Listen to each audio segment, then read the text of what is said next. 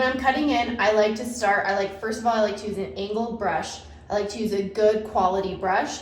This one is real jankety because I've been using it for a long time, but if you're nervous about this, start with a nice, fresh, clean brush that doesn't have a bunch of scraggly edges.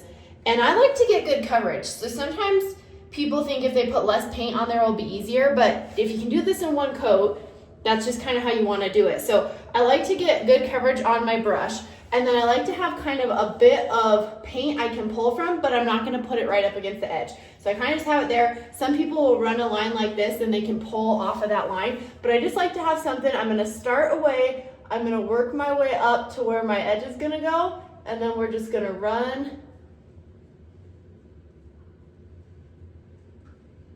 And if you get nervous and you need to come away, then just pull down like that. And then you want to blend this out because you can see how that was dripping because I had that thickness. You don't want to do something like basically like this, because then you have thick blobs and you'll have a blob here and a blob there. You always want to blend this out, even if this hasn't been painted yet, so you don't have a thick line there. So again, just to show you, I'm going to start away. I'm going to pull it up to the space.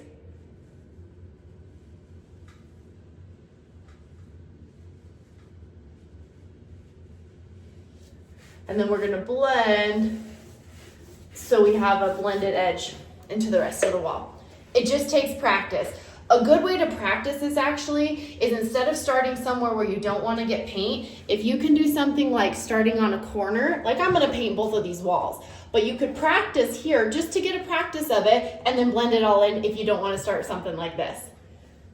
Now, one thing people tend to try to do a lot, sorry, I'm trying to hold and film up here, is they try to hold the brush like this and go against, which is technically okay, but what happens after a while is the top, see how this brush is worn out and you see how that one bristle is splintered off? A lot of times what happens to happen is it splinters off and then you gotta go back and do another coat. So I find if I hold the brush like this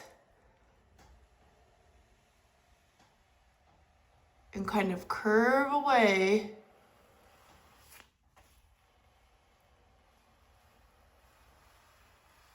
I get better coverage up there. And then I'm always gonna blend this so I don't have a big chunk where my line is, and then we'll come and roll into that later.